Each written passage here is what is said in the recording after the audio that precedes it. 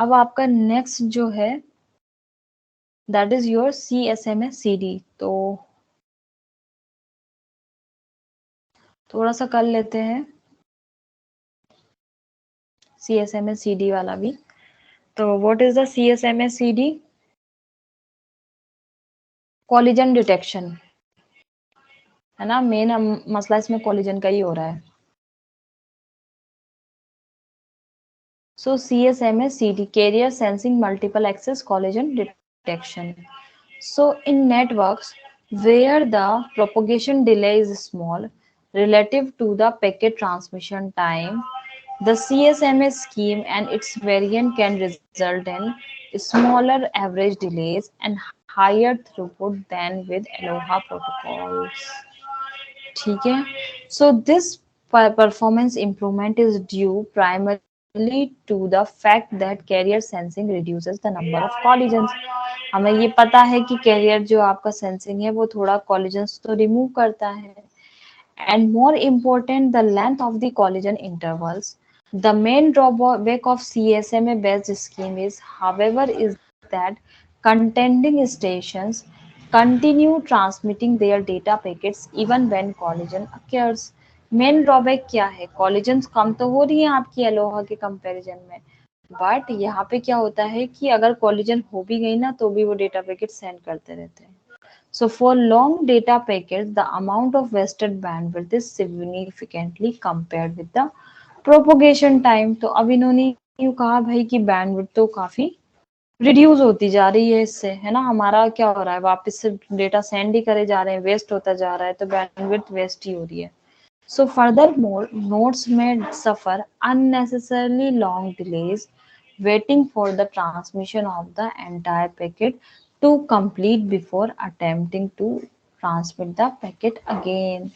तो यहाँ पे क्या हो रहा है आपका, इसमें जो है जिसको डेटा सेंड करा है उसको मिल भी नहीं पा रहा, कोलिजन वगैरह ये सब प्रॉब्लम हो रही है।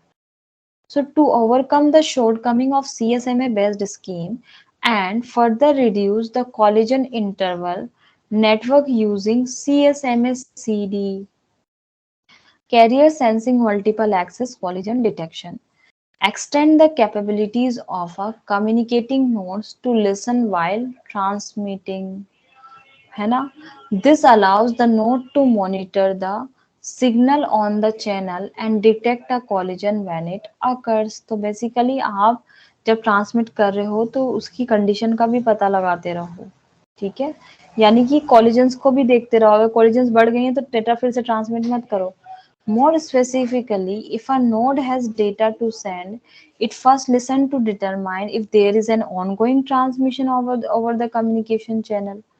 इन the absence of any activity on the channel, तो क्या होगा, नोट स्टार्ट कर देगा transmit the data and continuous to monitor the signal on the channel while transmitting.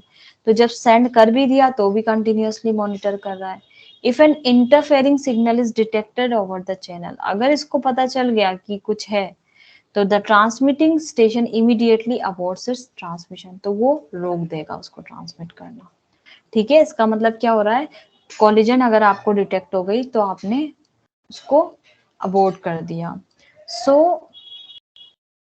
This reduces the amount of bandwidth wasted, तो इससे आपकी wasted bandwidth क्या होगी, बच जाएगी due to collision to the time it takes to detect a collision. ठीक है, when a collision occurs, each contending station involved in the collision wait for a time period of random length before attempting to retransmit the packet. अगर मान लो आपका collision हो गई है तो हर एक जो डेटा को सेंड कर रहा था वो स्पेसिफिक टाइम के लिए वेट करेगा, वो क्या होगा, वो स्पेसिफिक टाइम एक रैंडम लेंथ का होगा। The length of time that a colliding node waits before it schedules packet retransmission is determined by a probabilistic algorithm। तो ये जो टाइम आप डिफाइन करते हो इसके लिए आप probabilistic algorithms जो है वो यूज करेंगे, refer to as the truncate binary exponential back off algorithm. तो उस एल्गोरिथम का नाम जो है यहाँ पे दे रखा है। The algorithm derives the waiting time after collision from the slot time and the current number of attempts to retransmission। तो ये जो एल्गोरिथम है ये डिराइव करती है, ठीक है, आपका वेटिंग टाइम क्या है आफ्टर कोलिजन के बाद, तो current number of attempts and इसके बाद रिट्रांसमिशन के अंदर। अब यहाँ पे मेजर ड्रॉबैक होता है of the CSMA CD is the need to provision sensor nodes with collision detection capabilities. Sensor node have a very limited amount of storage, power processing, energy resources. ठीक है, तो these limitation impose severe constraints on the design of the make layer. Support for collision detection in WSN is not possible without additional circuitry. तो आप कह रहे हैं कि भाई एडिशनल काम दे दिया, उसको देखने का भी काम है, ये सब भी है, तो पावर सब तो लिमिटेड ही होते हैं। So in particular wireless transceivers are typically half duplex. Half duplex का मतलब समझ आता है ना आपको? हाफ डुप्लेक्स का मतलब आपका जैसे वॉकी टॉकी एक एग्जांपल था, है ना? To detect collision the sensor node must therefore be capable of listening while talking. मतलब बात कर रहे हो, उसके साथ साथ सुन भी रहे हो। So the complexity and cost of sensor node, however, are intended to be low and scalable to enable broad adoptions of the technology in cost-sensitive application, where deployment of large number of sensors is expected. Consequently, the design of physical layer must be optimized to keep the cost low. तो हम क्या चाहते हैं कि आपका जो optimum design करेंगे, है ना, जिससे आपकी कॉस्ट कम हो। ऐसा नहीं हो कि आप शॉर्ट कमिंग्स जो थी उसको ओवरकम करे जा रहे हो, उस चक्कर में आपने ऐसा कुछ डिजाइन कर दिया जिसमें बहुत ही ज्यादा कॉस्टियर हो गया, है ना, तो ये वाली चीज हो जाएगी। सो यहाँ पे क्या है आपका, another important factor that works against using a CSMS CD based strategy to regulate access to a shared medium in a wireless environment is the difficulty of detecting collisions in a wireless environment. तो अब यहाँ पे collision हम detect तो कर रहे हैं, लेकिन ये इतना इजी टास्क नहीं है।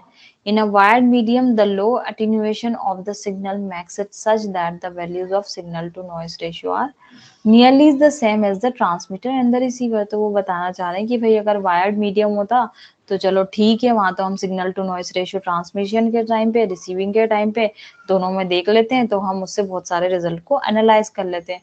बट वायरलेस के अंदर तो बड़ा मुश्किल होता है। So as a result the detection of a collision at the transmitter can be used to infer unambiguously that a collision also occurred at the receiver। ठीक है, so in wireless environments the time varying properties of the wireless channel coupled with the rapid decrease of the signal power over distance make it difficult for the transmitting sensor node to infer unambiguously either the occurrence of the absence of a collision at the receiving node। तो basically बताना चाह रहे हैं कि collision किस side हुई है, transmitting side हुई है, रिसीविंग साइड हुई है, ये थोड़ा टफ हो जाता है। So this drawback severely limits the applicability of collision detection based scheme in WSN। तो वायरलेस सेंसर नेटवर्क्स के अंदर जो कोलिजन डिटेक्शन जो है उस प्रोटोकॉल्स को यूज करना थोड़ा टफ टास्क हो जाता है। ठीक है, तो ये वाला फैक्टर जो है यहाँ पे काम करता है कि आपका थोड़ा सा टफ है मतलब CSMA CD को इम्प्लीमेंट करना। कोलिजन डिटेक्शंस तो कर रहे हैं, लेकिन फिर हमने सोचा भाई कोलिजन डिटेक्ट करना टफ हो रहा है तो हम कुछ ऐसा क्यों ना करें जो अवॉइड ही कर दे कोलिजन्स को। ठीक है, यानी कि आपका कोलिजन्स हो ही ना, है ना, तो वो वाली चीज हो गई, ताकि फिर आपका डेटा लॉस नहीं होगा। या तो हम उनको डिटेक्ट कर लें या फिर जो हो रही है उनको अवॉइड कर दें, है ना, तो ये वाली चीज है।